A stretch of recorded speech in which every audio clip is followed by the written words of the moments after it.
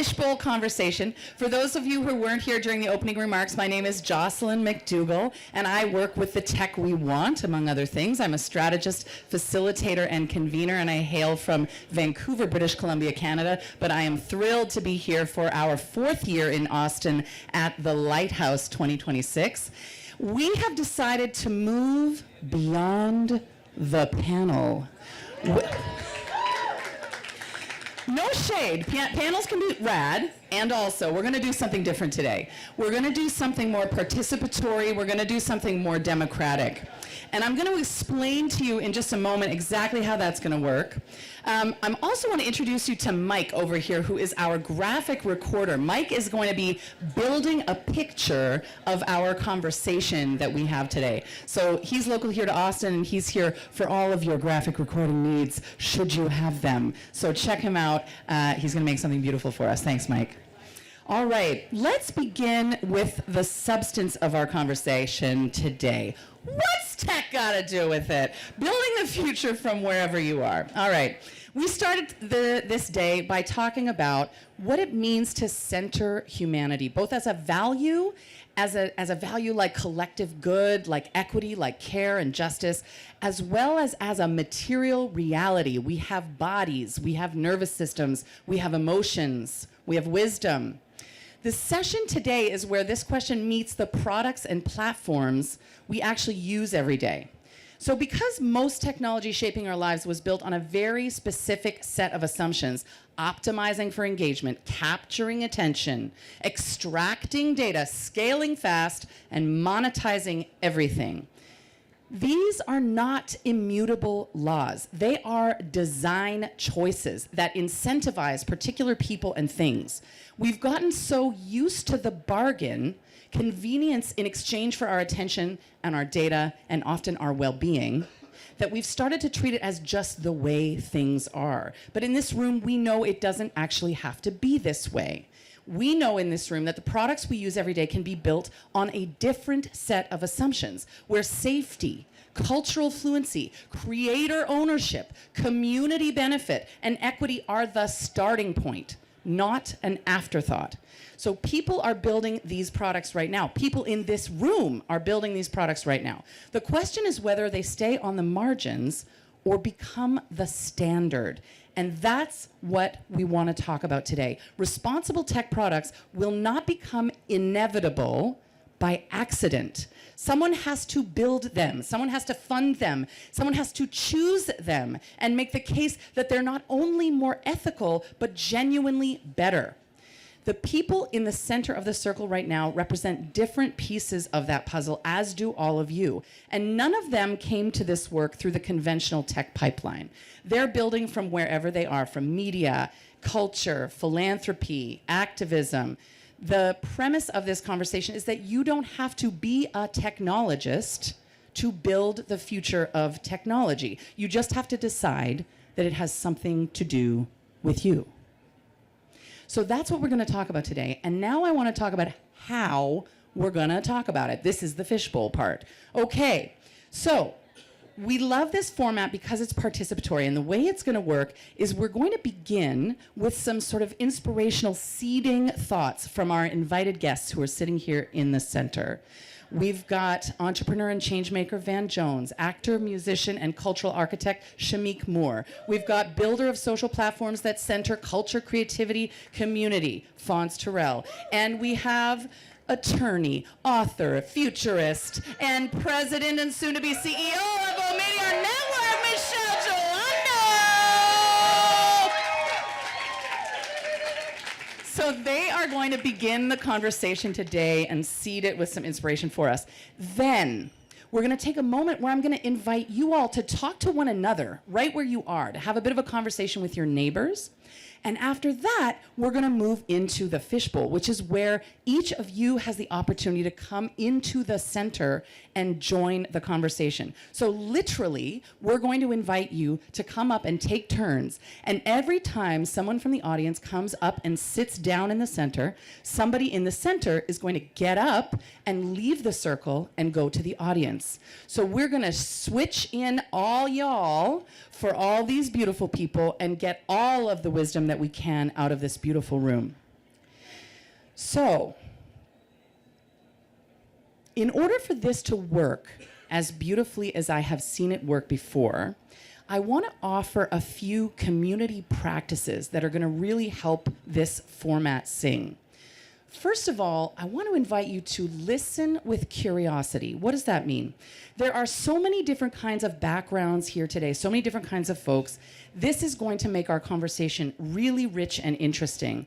But it also means that people might be sharing experiences that are different from the one that you come with. So we want to invite you to be really curious when you hear something that doesn't match what your experience may have been. We also are often, I don't know if you do this, but often we're listening to respond instead of to understand. So that means we're thinking about what we're about to say rather than actually engaging with and hearing what the person who is speaking is actually trying to say to us.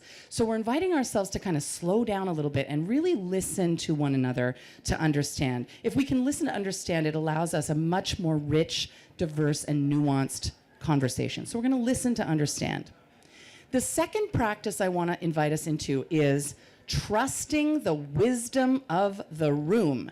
So this is about trusting the conversation flow. You may decide, ooh, I got something good to say. I got a hot take. I want to come on in. And you come and you sit down, and then the conversation is already underway, and it goes somewhere else. That's okay. Stay with where the conversation's at. Maybe somebody else is going to bring back your hot take a little later. Or maybe you're going to end up delivering that hot take at another time to another person.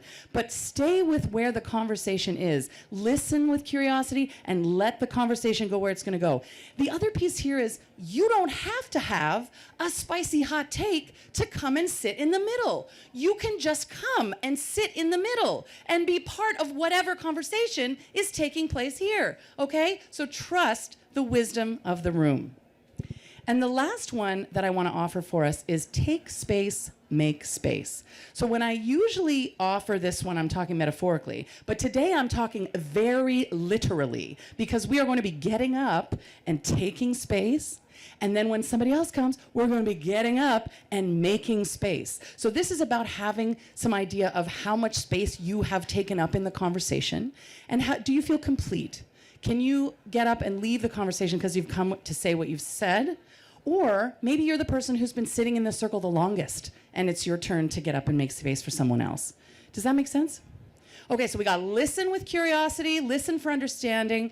We've got take space, make space, and we've got trust the wisdom of the room. Are these practices that we can practice together? Can we practice these together? Give me a hand, give me a thumbs up, give me a kick, like whatever you gotta do. Okay, all right, we're in, we're doing it. Okay, fantastic. Okay, we're gonna begin with a conversation with these beautiful guests, and then I'll proceed as I described. Okay, we all good? We're ready? Let's go. Oh, hi guys. Now listen. Let's have a little chat. Let's have you introduce yourselves, but by way of telling us about, so not each of you, well, each of you did not come to tech through a conventional path. So we'd love to hear how you got here, and in particular, at what point did you realize that the future that you cared about was going to be built or potentially undermined by tech, and that you had to get involved as a result of that reality? Who would like to begin? Who would like to kick us off? Shameik, hit it. Shameik is on mic 3, and I'm going to turn it right on for you. Everybody, we'll just turn a little mics on to the little one. Check. There we go. There we go. I'm Shameik. I am mostly known as an actor. I use my platform to speak on the importance of spending money with black-owned businesses, and it turned into Shameik Moore says Rosa Parks should have taken a cab, which is not what I meant. I didn't think it was going to be taken like that. We've all been there. It was a huge misstep on social media and my platform, but I knew what I meant, and as people called me, I mean, Dr. Umar and Charlemagne and like RZA, LL Cool J, like the list of people calling my phone, I'm like, or tapping in with me, giving me knowledge. No one said what I'm trying to say wasn't wrong, but when I said it and how I said it was wrong. And it took me listening to everybody on the internet and in person and et cetera, instead of, like you said, like just like this is what I'm saying. Now I realize that we're all still saying the same thing, but we're coming at it from different sections. So what I realized is somebody has to actually build it. And technology, Web3, the blockchain, there's nothing capturing our data, our spend. The Black community has $2 trillion in fiscal spend. How do we measure that, really? You know, $20 billion went to gun violence prevention. Where did that money go?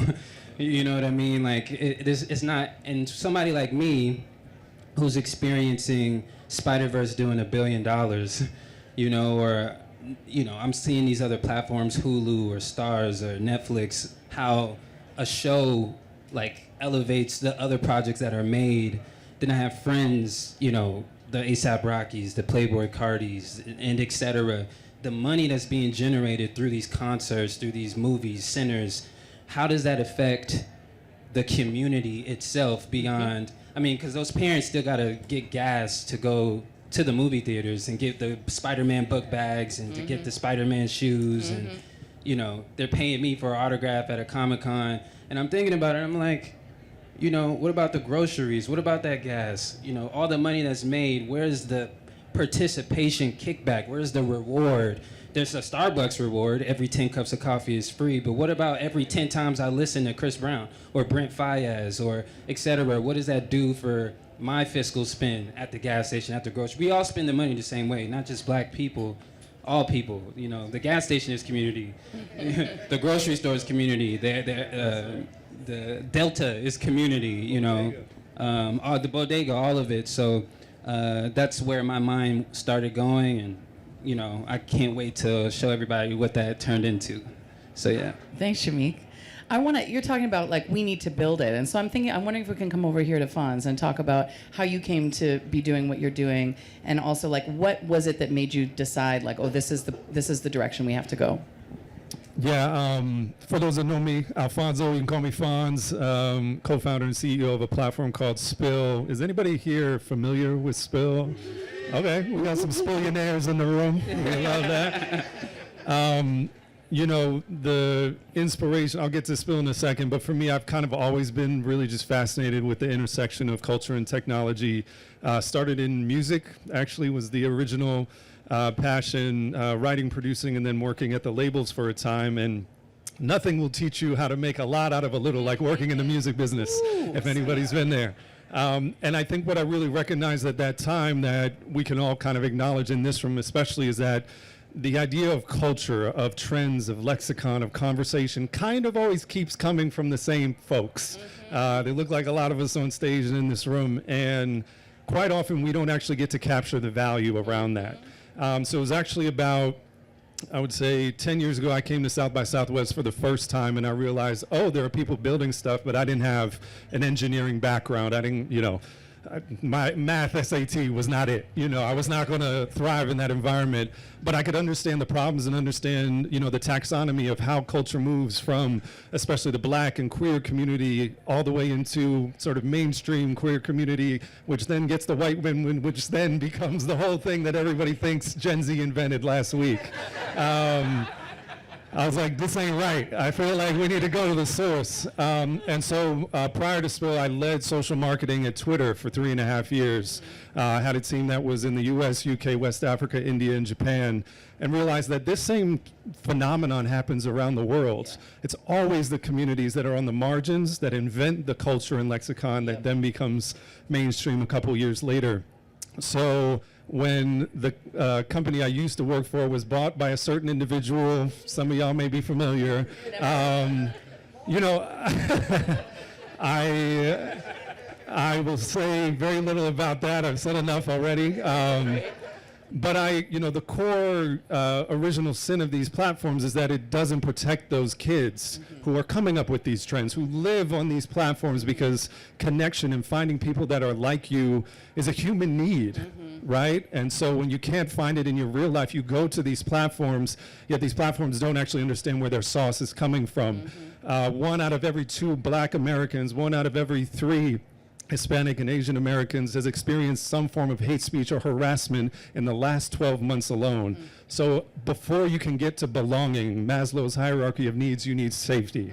So that's why we built Spill fundamentally at a foundation of safety, and most importantly, safety for the communities that are always driving the most culture and community. And you know, you don't need to be a technologist to understand this shit's fucked up. It's really bad. It's getting worse. Yes. And we definitely can't do any worse than what these cats are doing right now. Right. And a lot of it is just having the sense to like lay out, all right, this is our line. You come in our house, take your shoes off. You know what I mean? Like, it's really simple. Act like a decent human being, and then we can build from there.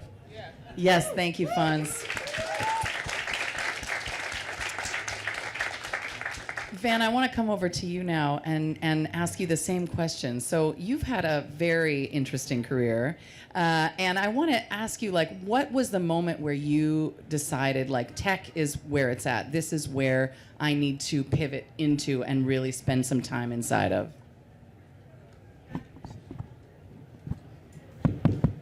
Well, first, it's just good to be here, and I do have an AI company backed by Reid Hoffman, which I'll talk about later. But I ain't pivoted at all. Black people have been using tech to fight for our rights, our freedom, our dignity.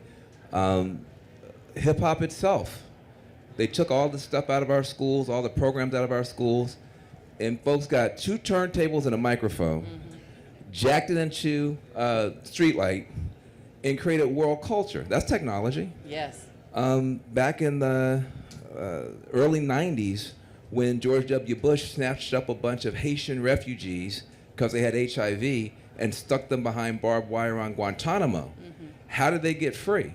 Black students like myself all across the country, there was no internet. The media blacked it out. We used fax machines to mobilize the black church, to mobilize the gay community around the AIDS fight, and beat Bill Clinton and George H.W. Bush. That was technology. In the Bay Area, after Rodney King was beaten and LA burned down, it was young black lawyers like myself. We created Bay Area Police Watch.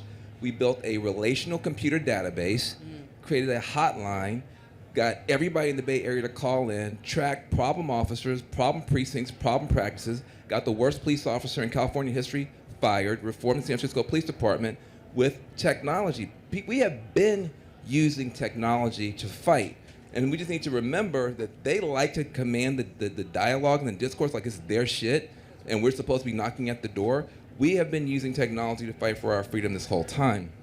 And so, you know, for me, there was no moment. You know, what I'm probably the proudest of, though, is after Trayvon Martin was murdered. At the time, I was working for Prince, bless his soul. And, you know, Prince was upset about the murder, but he's also upset about our reaction to the murder. Because we wanted to protest and all stuff we always do. And Prince said, hold on a second. Prince focused on the fashion statement.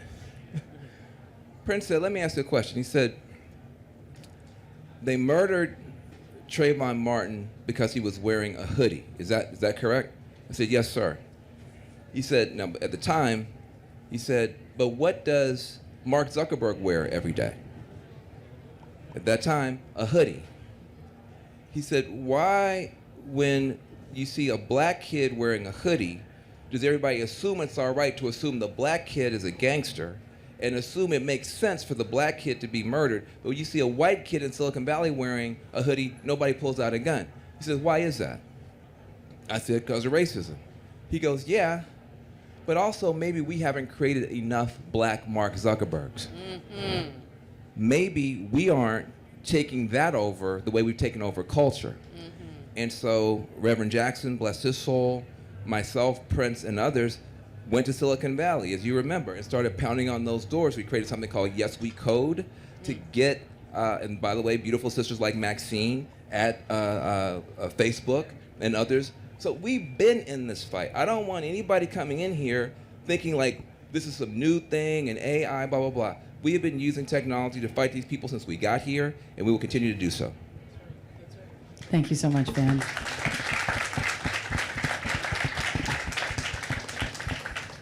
Michele, I wonder if you can tell us a little bit about how you came to work at Omidyar Network, where we're focusing on this kind of human-centered technology. What was the moment that you decided to take that road?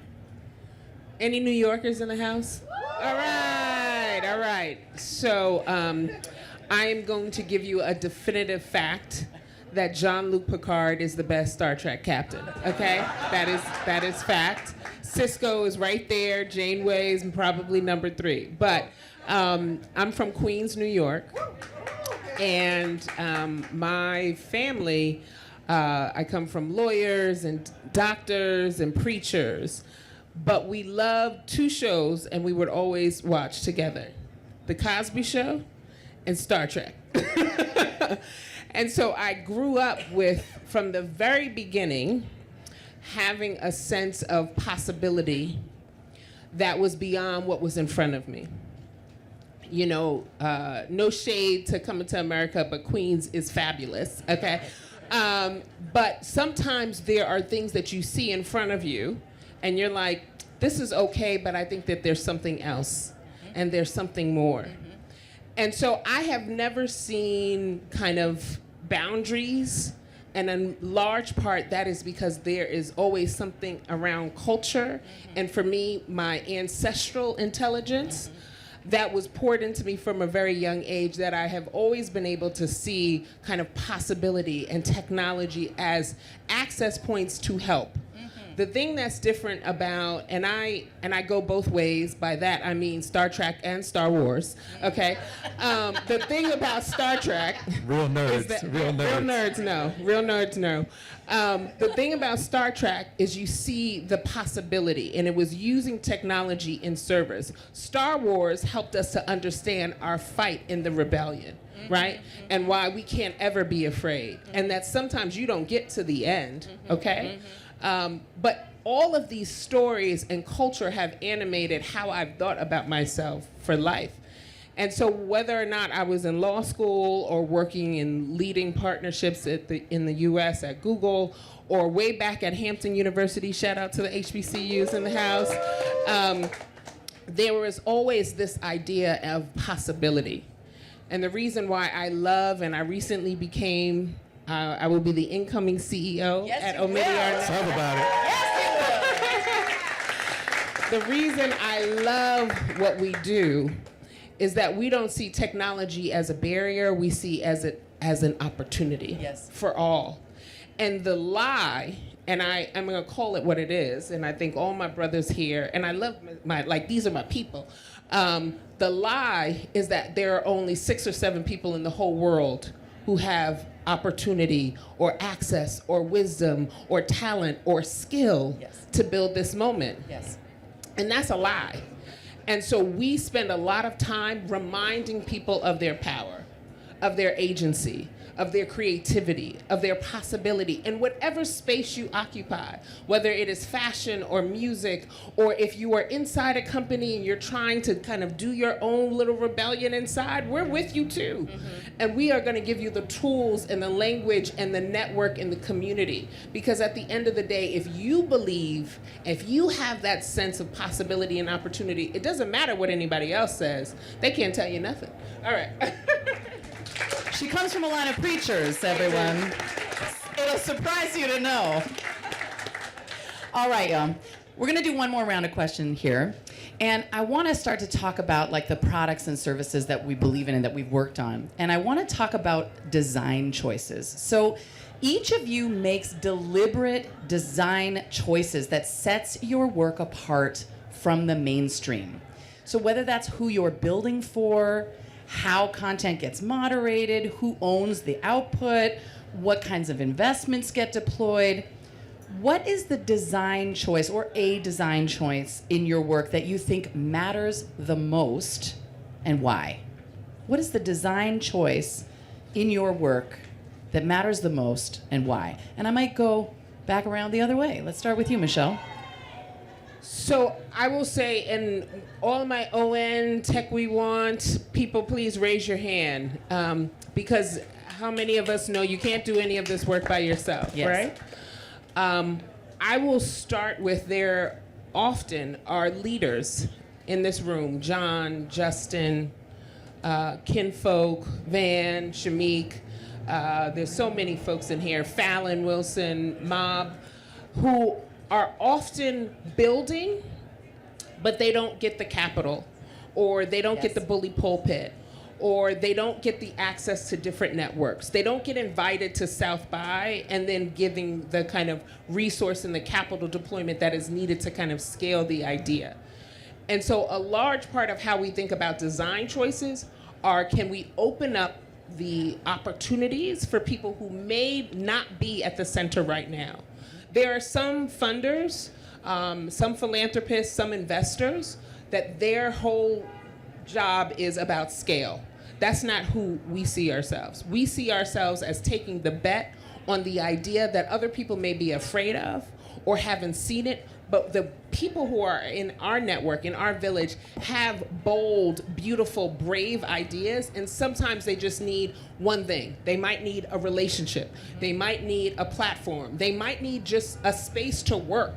And that's how we try to show up in the world. And the reason why I say that's an intentional design choice is that when you are sometimes, and I've had the opportunity to work at amazing places, but when you sometimes have just tons of resources, you don't understand the scrappiness that it takes to build and to get your ideas out there.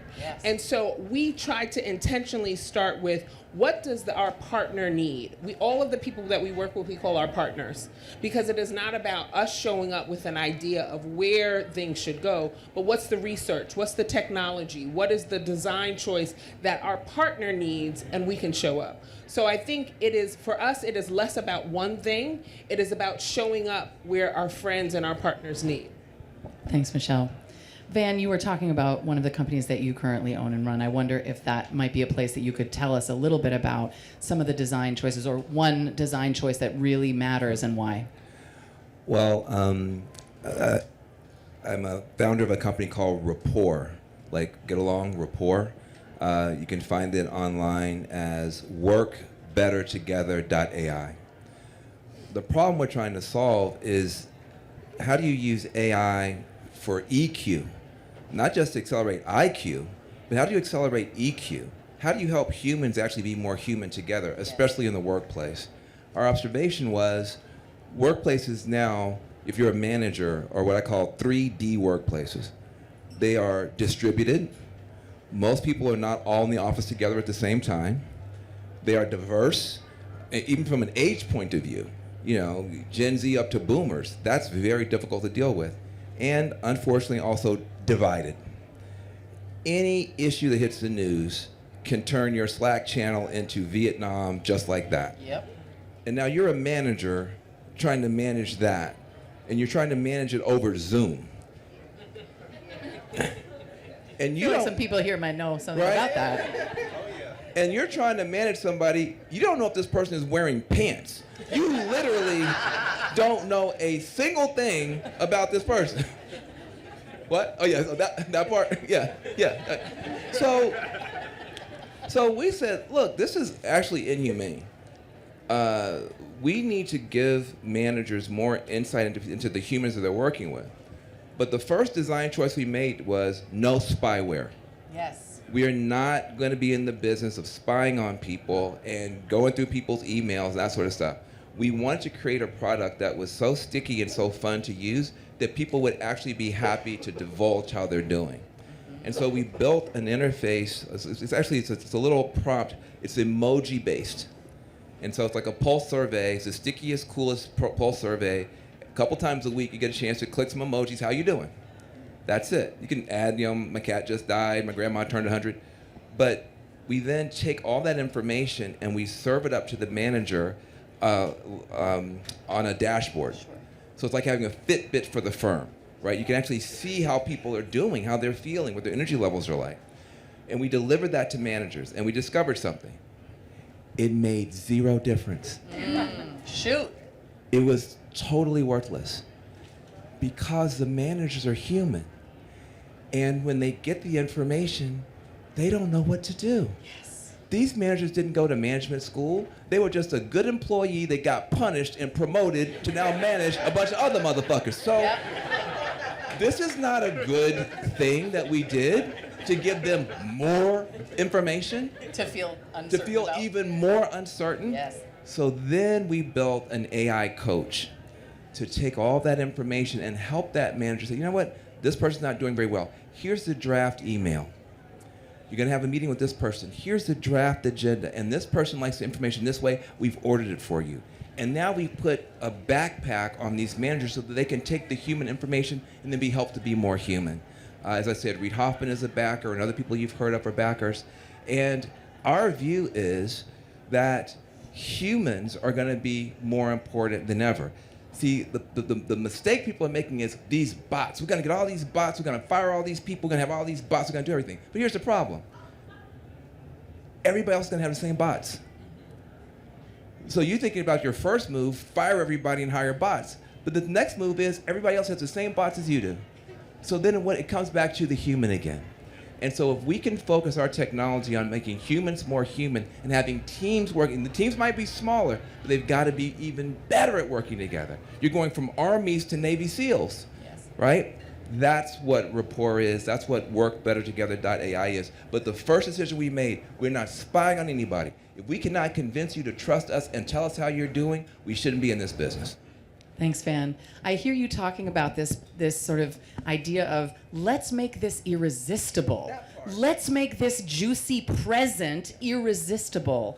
And I want to come to you, Phonz, because I feel like the story I'm telling myself is that that may also be part of the beginning of Spill. Can you talk to us a little bit about sort of the design choice, or a design choice that was really important in building that platform and why it was important to you?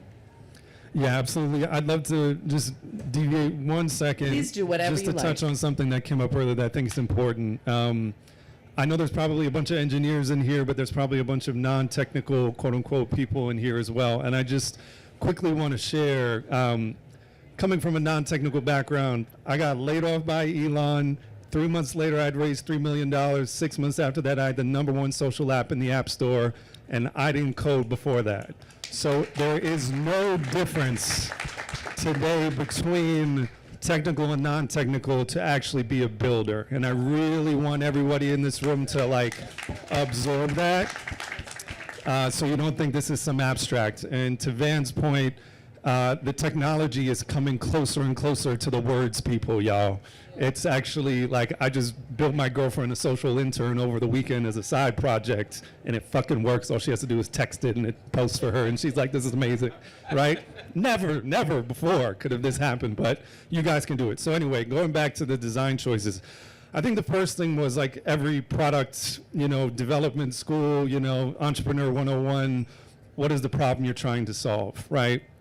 And for us, I've always been really obsessed by, like we looked at hate speech and harassment quite deeply because we could just see it and feel it. And when you're at the platform level, like I led Twitter's brand presence during the pandemic, George Floyd, the insurrection, and then Elon's acquisition. You have not seen crisis sustained, I hope you never see. I hope you never see. It's so smooth now as a result.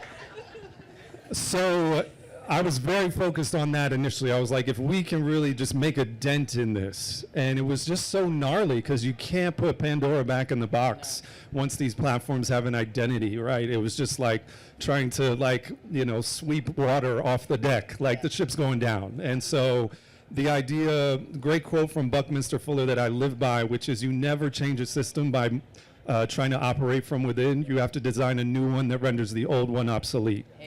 And so the first principles that we actually did weren't technical, it was policy. So when you're designing social platforms, you actually need to think about it like you're starting a country. You need laws, you need governance, you need to think about downstream effects. We need to learn from the last 20 years of social technology, at least that we know today. And also to your point, realize that especially in our communities, right, social technology goes back to the talking drums, right? We've been doing this a long time, right? And there's codes that we can borrow from. So the first thing was just, what are the rules of engagement? What's the policy? You can go to spill.com/community guidelines. We spent 6 months on this before we launched the product. Top trust and safety experts in the field. And I was like, why do all these other platforms struggle with this so much? Like, you see all these CEOs out there and they're like, well, we're about free speech and yabba-do-do-do and all this crap. And they just won't be like, fuck the Nazis, right? Like, all we want you to do is say, fuck the Nazis. That's it. And then everybody would be like, kind of okay, right? And they can't say fuck the Nazis because it's the antithesis to their business model, right? They will literally devalue their company by having values. So for us, that is really the best design choice that we made, was having values from the start. People don't use Spill because this is, the place to like, troll people or be an asshole. There's so many other options for that. This is a place that is actually healing. The community talks about it like a sanctuary, like a retreat almost. Like, people talk about, I'm on my social media detox except for my Spill. Right, because I can come in there, I can connect the things that are getting the most traction in terms of the way we incentivize engagement and all the things everybody loves is around affirmation, right? Like, you will see somebody getting a new job or, breaking through in some aspect in their life, or just being super vulnerable and getting support from the community. I know it sounds like corny and kumbaya shit, but like right now it's kind of radical, right? And one of my favorite outcomes of that, not only is, there's all that feel-good stuff on the platform, but it turns out it's really good business. Hey. We have raised over $6 million in venture capital to date, but I am so happy to report that in 2 months, we will not need any more venture capital. We will be cash flow positive.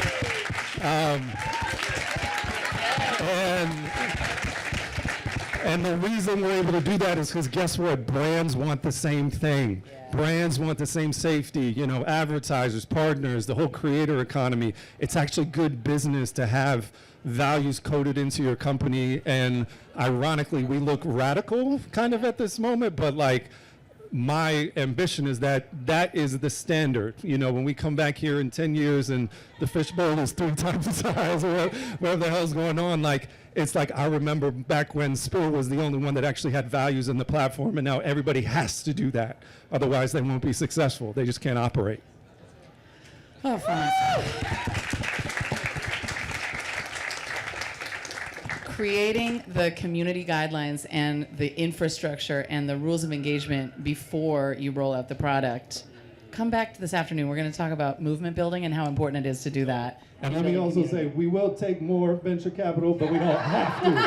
We don't have to. We'd be very happy to take your money. Let me not go crazy right now. All right. Shameik, I'm going to come to you to close this round out and just come back to you again with this question of design choice. So you're using your platform to speak on the issues that are important to you and the community that you are part of, that you serve. How can you think about the design choices that you make when you use your platform in that way? I've been trying to think about it this whole time, what to say here. Because I actually think I made some of the wrong choices, as I pointed out earlier. But when I think about it now, it was the right choice because of what is sparked within me and what's been built from it. That's it. It's not out to the world yet, so I can't really speak on it the same way. But what I can say is every project that I've done since Dope, I was in a movie called Dope. There was a... Hey, okay, well, shoot, there was 2 things happened in that movie. Bitcoin was like worth $2 at the time, and my character was talking about it to his mom, how Bitcoin's going to change the world. And then at the end of the movie, after all of the shenanigans, he applies to Harvard, and the question was, why should I apply to Harvard? And the answer was, if I was white, would you even ask me that question? And I feel like that was just provocative enough in that moment to make everybody be like, oh, we love this movie. Okay, cool. The next step, Van mentioned hip-hop and the origins. I played in Baz Luhrmann's The Get Down. That was the first original Netflix series.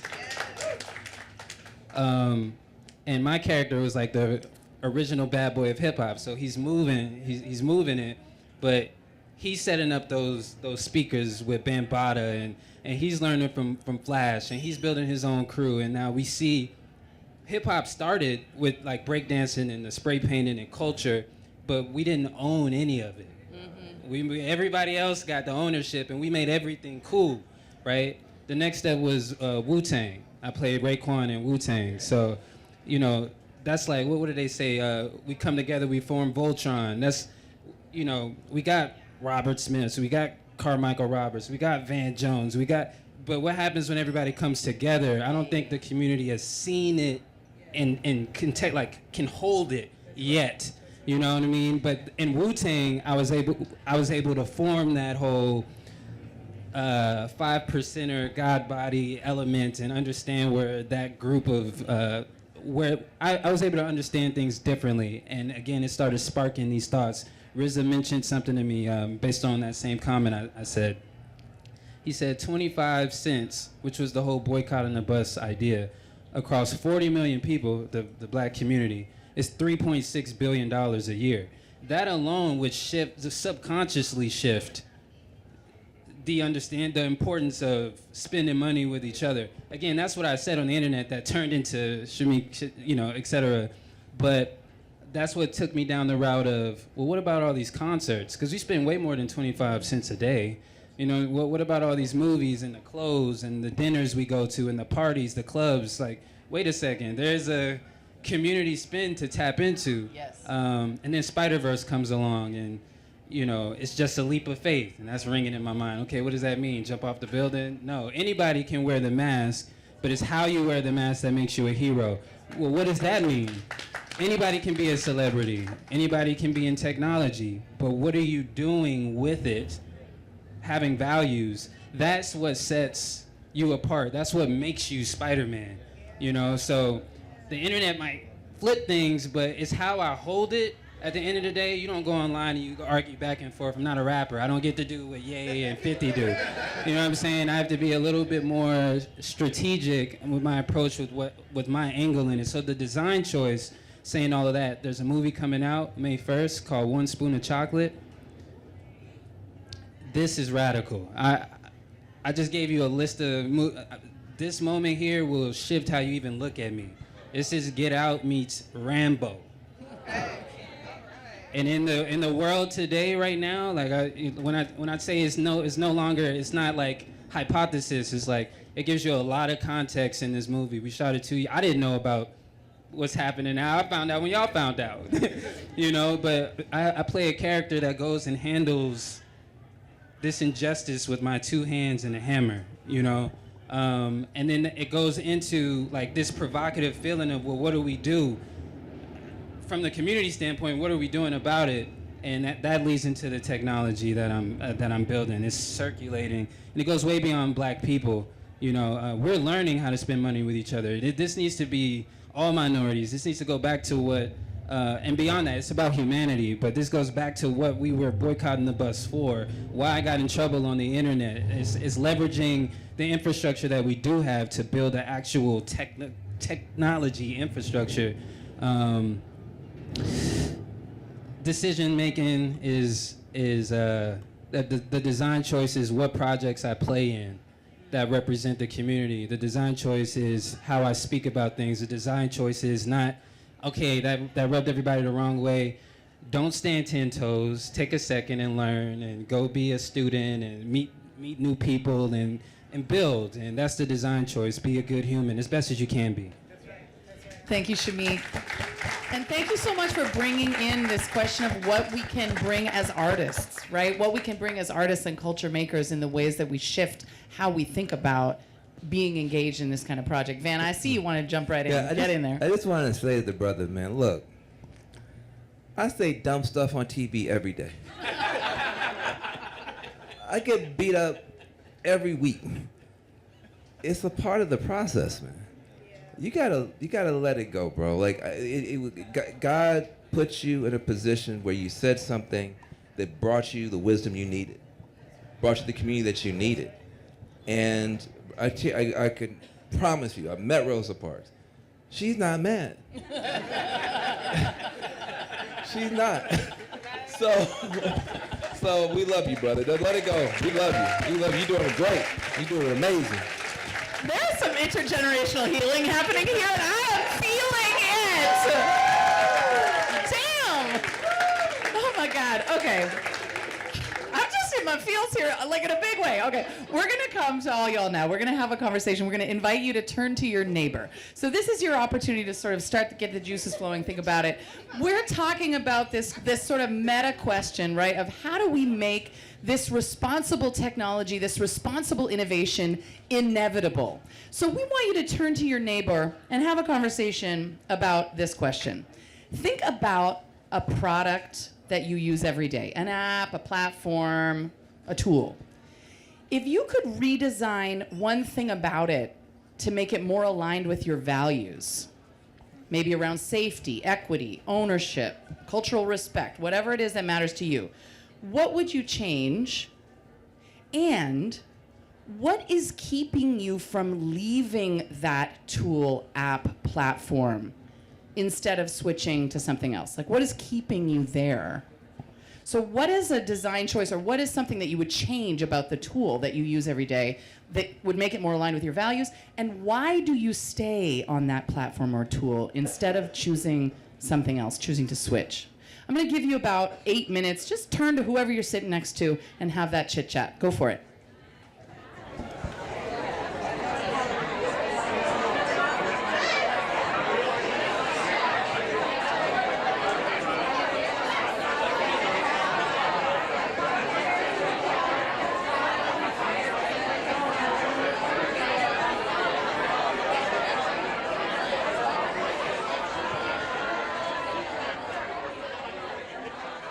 All right, so what's it going to take for us to collectively put our levers of change together to move us to inevitability?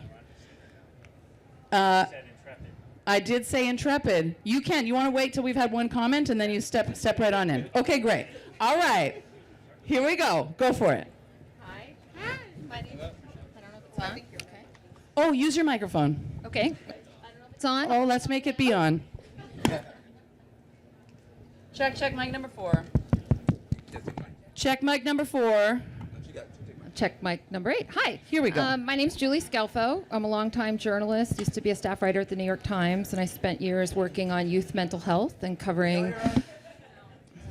Should I talk louder? You're good. Okay. You're doing great. Okay, my name's Julie, longtime journalist, used to work at the New York Times, extensively covered youth mental health and unfortunately suicide. And about a decade ago, I saw suicide rates go up in teens, which was heartbreaking. And then even worse, in the United States, we began to see suicide rates go up in tweens, which are kids as young as 9 and 10. I'm also a mom of 3, and my heart just couldn't take it anymore. And I asked the question that Jocelyn asked, sort of, what do we do to make change? And for me, the result of that is an organization I created called MAMA, or Mothers Against Media Addiction. And we are a grassroots movement of parents and allies fighting back against media addiction and creating a world where real-life experiences remain at the heart of a healthy childhood. So we're not anti-tech, but we think before we give any technology, especially to children, that it should have the values that you articulated earlier, where it's human first. And we have a 3-part mission: parent education, getting phones out of school so kids could learn, and demanding safeguards. And last year, we worked, and we're now up to more than 40 chapters in 22 states, and 18 of the bills we supported were enacted last year, including AI regulations. Thank you.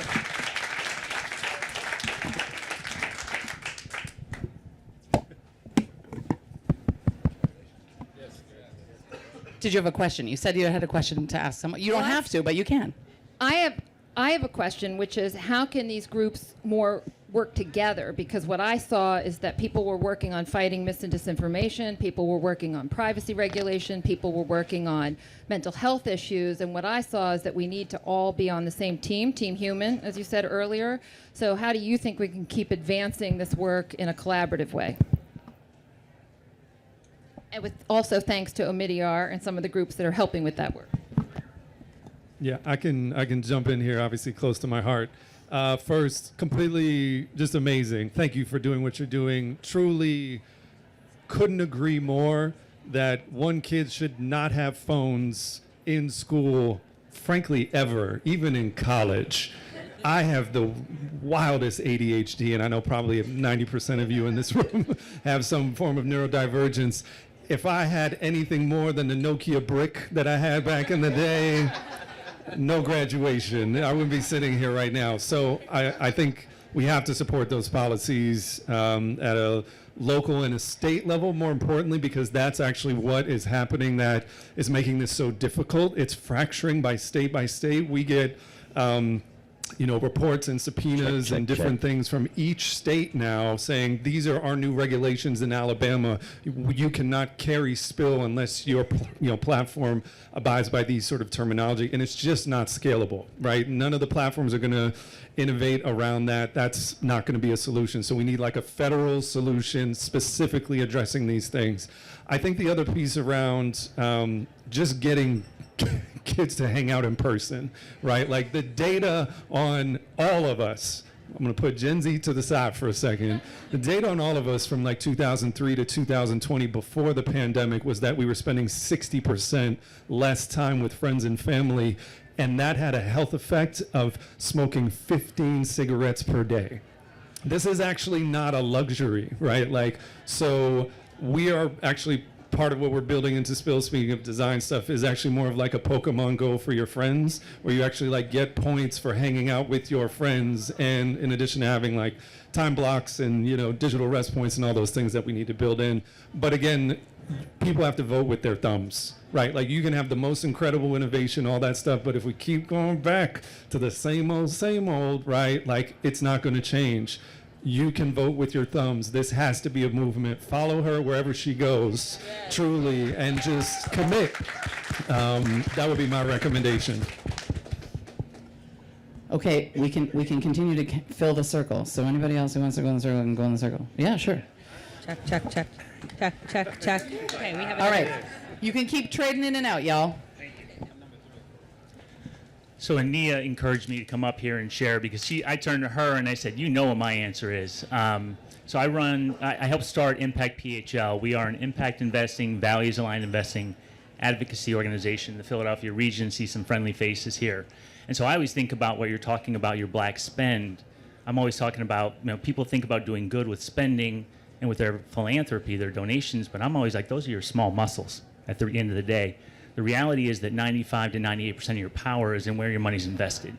Your 401k plan, your endowment, your inheritance, whatever that is, that's what we need to be looking at. And I can tell you from talking to those audiences throughout the Philadelphia region for the past 10 years, most people have no idea where their money is invested and what it's doing.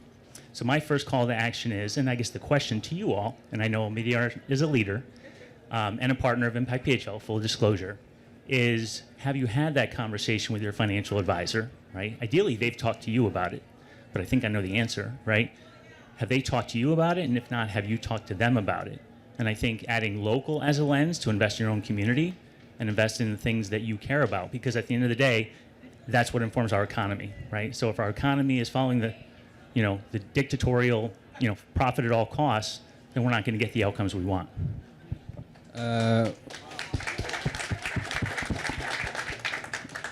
If I understand what you're saying correctly, this is a lot of the lens that Benevi is.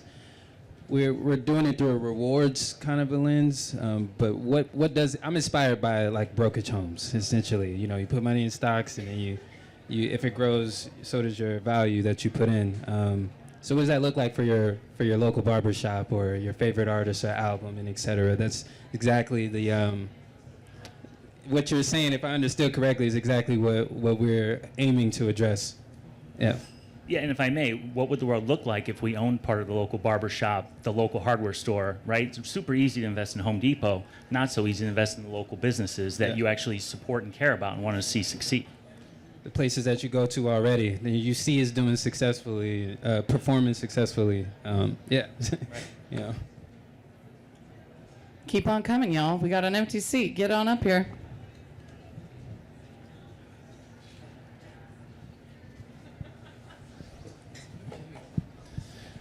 So I was just super inspired by your story about starting with values. Sorry. Yeah. Oh, are you leaving? Yeah, I'll be right here. Okay. Well, I want Everybody to else hear. can talk about values too. I want We're to hear good. from you, but we'll hear from everybody. I want to hear from everybody. So, like, I think everything begins with values, and the fact you spent 6 months doing that before you launch. And when you think about the web, and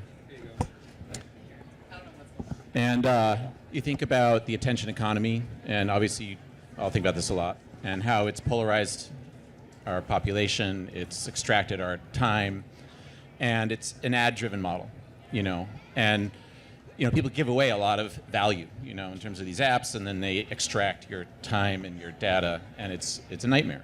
So when I think about values and how do we launch a new, get from 0 to 1, get past that crazy moat of adoption of better tech, I think about sovereign identity and data, which is a company this guy founded called and.com. But that's just a piece, and I'm just curious. I'd love to hear from everybody, if you can chime in or not, but maybe Van too. What are the foundational shifts from a values perspective that you think are essential to this, like, crossing that divide and getting to a new reality online? And how do you specifically think about the attention economy and getting around and past it? I left the circle. Is this check?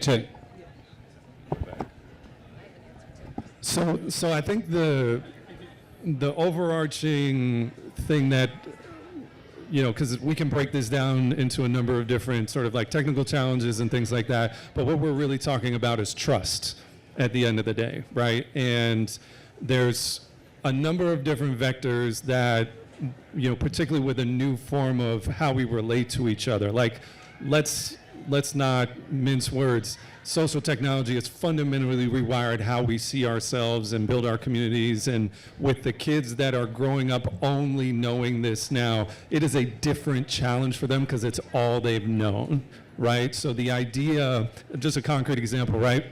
We have users on Spill. We don't call them users, actually we call them members, to sort of get away from the addiction language.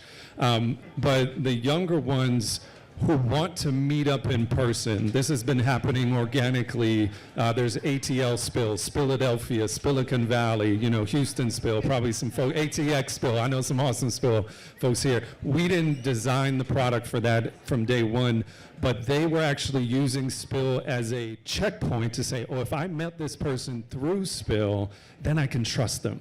Then I'm down to meet up with them, which is sort of the flip for those of us who may have grown up like, oh no, I'm gonna meet you in person first, and then maybe you can have my IG or my Snap, right? And so we have to rewire, I think, for the rising generation. I hate to say it for elder millennials and up in the room, our boats have sailed, right? Like we're sort of, You call it old. are wired, we look great for our age, let me be clear. We look phenomenal. But psychologically, right, like our neural pathways, have been wired. So I think when we're talking about the trust vectors more practically, we have to start super young. There has to be social and digital literacy taught as part of schools, right? We have to have that from like day one. And honestly, the country that's doing this the best for the values that they have is China. They are teaching kids about AI. They are teaching them about technology. It is not a foreign thing. We too often, again, have this divide where it's like, if I'm not good at math and I can't apprehend this technology, and then you end up becoming the product of it, right? So we have to start with these kids super, super young. I think that's number one. I think number two, it's incentive models. To your point, I don't think the attention economy by itself is the evil, just because I've seen it up front. What I think is the evil is that these systems have been designed so stupidly that it just rewards any blind way that the number goes up, right? So the algorithm on Twitter scores, this is public knowledge, it scores a post that will show up in your feed based on how many back and forth comments it has. So if it doesn't have any back and forth comments, right, it's like a 1. But if it has back and forth, it's like a 75. And that's why most of what you see is there. This is all just game design. We can design different incentives, right? We can design incentives for people to meet up in person, for people to, show more emotion and react to each other differently. So there's a lot we can do there. And then just the last thing I'll say, and I'll shut the F up because I know I'm saying way too much.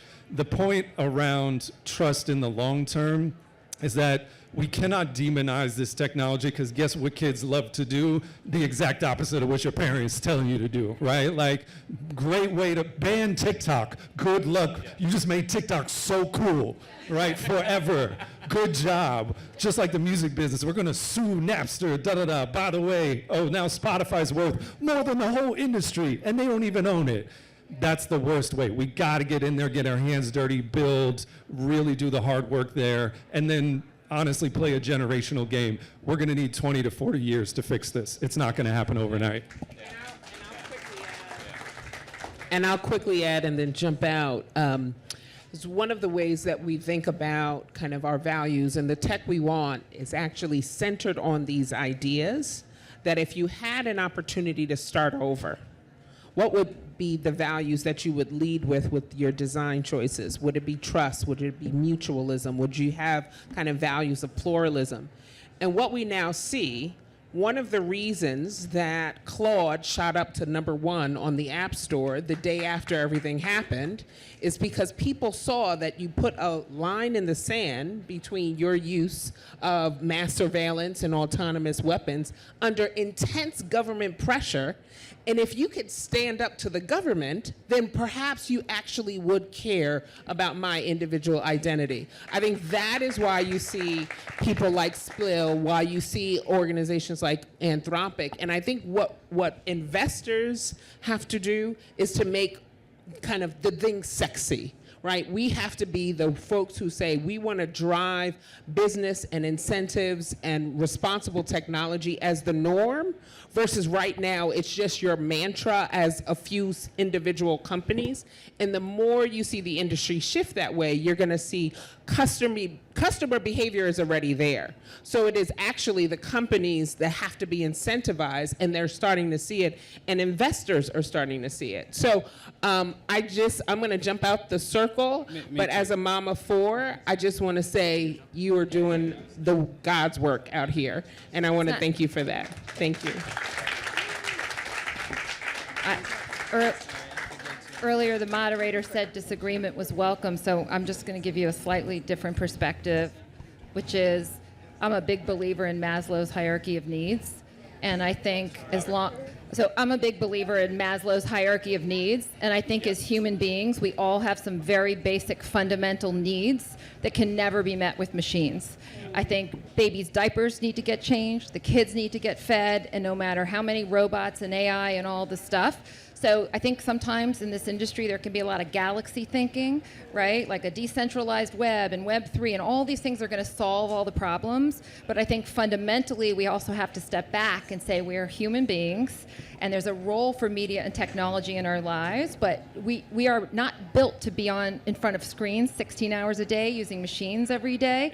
So I don't think that the only solution is just better technology. I think it's putting people first. You know, we're living in a moment with the widest disparity in income since feudal times, and people are very concerned about basic needs. And so we're just trying to reframe the conversation to say our humanity needs to be first. Just adding to this feels a little low. Just adding to the conversation, because I think we're also introducing language that we're familiar with. So if you're not familiar with, Maslow's hierarchy of needs, you're talking about not only taking care of people's food, but their billing, their access, their intellectual integrity, right? And I think it's important to understand that you have to change your mindset. And we say, oh, we're constantly learning, we're entrepreneurs, we're architects. But truly, I may not understand the language. I'm a filmmaker, I'm an entrepreneur, but I may not understand the language of the C-suite. I might not understand the language of the investor. And that's where it comes to us I'm 28, so for anyone either above me or coming right next to me or standing beside of me, that we have to understand the language of who we're communicating to in our audience, whether that be digitally or whether that be in person.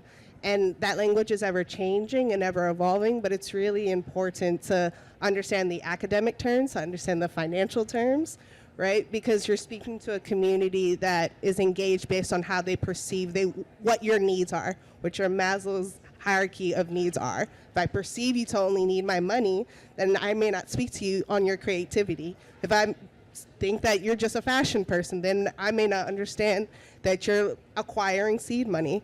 So just optimizing your branding based on the room that you're in, and always considering how can you participate in different varieties of yourself while still being authentic. So all that to say that it's interesting to be in multiple rooms, but never divulge yourself at an opportunity to not only be educated, as Shameik was saying, by different generations, but being educated by the audience and the space that we get to share in, like South by Southwest.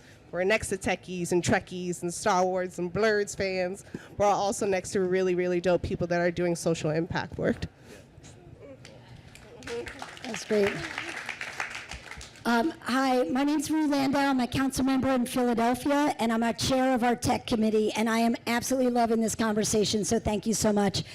I wanted to just add one thought to the values piece. I thought that was really important. What are we looking for in values in these companies? We are constantly being asked to check a box of the terms and conditions of any company that nobody reads. I would like the companies to affirmatively tell us that you are not collaborating with the federal government and with ICE. You're not going to share our information there. You promise to do that, and I promise you, whether I have to check a box or you tell me that, I am much more likely to use your platform if I know you and your subcontractors are never going to share our information with ICE and the federal government.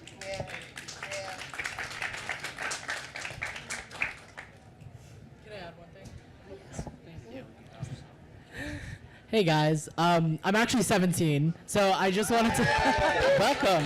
I wanted to add a youth voice to the conversation. I go to a real interesting school called Alpha. Have you heard of Alpha School? Anyone here? It's an AI-powered school. You do all your academics in 3 hours a day, and then work on a project of your choice in the afternoon. My project is now a full-blown company. We're building AI-powered stuffed animals for teen mental health, and it's way more than just a cute stuffed animal you can talk to. It's about building a responsible AI company from a team perspective that's actually healthy for other people. I got really frustrated when who here saw the Common Sense Media study showing that 52% of teens are using AI for companionship every single day. And then who here, probably you saw the character AI and OpenAI suicides, both teen boys, 16 and 17 years old. After I saw that, I was truly outraged. I was upset. And I knew we had to build something better.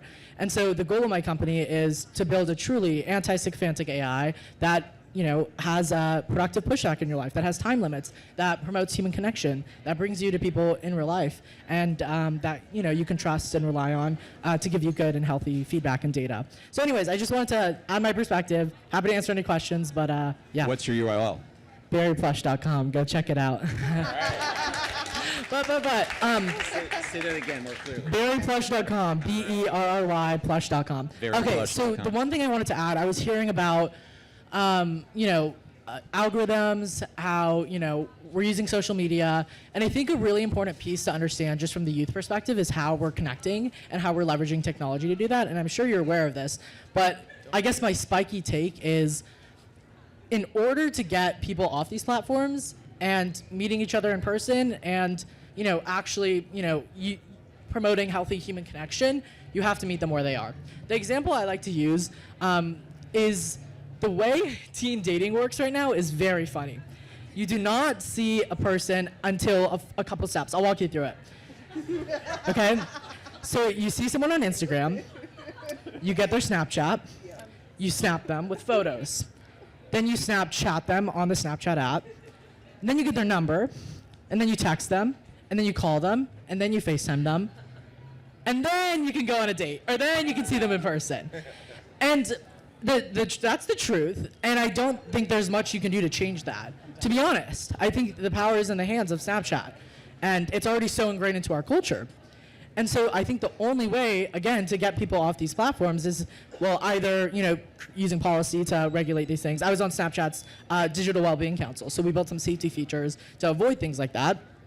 Or after being there and realizing there's not much you can do, build something better. And so the way you, like, another example I like to use is it so bad that if I send a reel to my friend on Instagram and we're both laughing about it and we're calling about it and we're connecting over it, is that a bad thing? In my perspective and in most young people's perspective, no. It is bad that the reels function is an infinite scroll and it's keeping you on the platform. But I just think the way we build these companies or solutions or whatever you want to call them, they have to be meeting teens where they are. Hence why I'm building an AI product and it's so brand forward and it's, we just, had a somewhat viral TikTok, so that's good. But we have to meet them where they are. You have to come to the platforms and show them, what's next. And also, promote optimism. A lot of teens are just pessimistic about the future. And I don't think a lot of people see the lights. A lot of my DMs are like, thank you for making this video. I feel happy. People are building cool things. And all of you guys are. And so I just think that's really important. So, this is hot. Okay, great. I love it. Hi, my name is Larry Henderson. I'm an entrepreneur, vocalist, arranger, music composer, and the husband to this lovely young lady over here. I love you. Thank you. We're going to shut it down So, after this, friend. You stay right where I'm you are. originally from Chicago, but we do a lot of work in New York. So the one thing I want to add that Phonz actually made a great point, not only just adding value, but just about connection. So I'm also a music educator as well. And the one thing that I've been focusing on just in the eye side of education is that part of it is like I feel like we are losing our babies from time to time to the internet, to AI, and just kind of having the computer raise them or teach them. So for me as a music educator, I would like to add the value of that. I definitely agree with not only getting rid of or I would say just limiting the access from time to time to be able to still push that one-on-one connection about what is enriched, what's enriched, and what you can actually feel. Because when it comes down to music, it's all about feeling. And a lot about not only learning the technicalities about it. I mean, we talk about it all the time, but not only learning the technicalities about it, but again, you're there to immerse. That's why a lot of times you go to a concert and they say, put your phones away. I don't want you to record it. I want you to be immersed in what we're talking about, what we're doing. A lot of the times we walk away, but like, what did you see? Oh, I just heard beats. Somebody made a really dope song. Okay, well, what did you get out of it? What did you immerse in? And then not only that, not only that, but just the energy of what you really get and understanding the value about what you're really experiencing, and between learning about the business, the value of the business, because we all know about Spotify and what they're actually doing with the musicians, and the points and units, and we can sit here and have a whole conversation about that. But it's just being able to actually just being fair too. Because a lot of the times I'm putting out work or we're showcasing, but we're still simultaneously teaching without teaching too. So it's really beneficial to see about how we can converse together, not only just coming up with ideas, but again, let's only see about how we can limit these things, but still be able to get to maximize it as well. So thank you. Thank you so much, Larry, and thank you, everyone. I'm so sad to have to wrap this conversation now, but not really, because there's so many other great conversations that we're going to have today. But I want to give a huge thank you to our invited guests, Phonz, Michele, Van, Shameik, thank you, and to everyone who came and stepped in the circle. And we have two friends who just came into the circle who don't even have a chance to chat. So what does that mean? That means when we shut the mics off, y'all can keep talking to each other. Yes! So we're here, we're doing the thing, we're experiencing the thing together. Oh, and P.S., the kids are all right over here. What? The kids are all right. So thank you all, everyone. And I saw folks capturing some content. So like, let's be real. You want to tag @TheTechWeWant when you post your stuff, okay? Thank you so much for being here.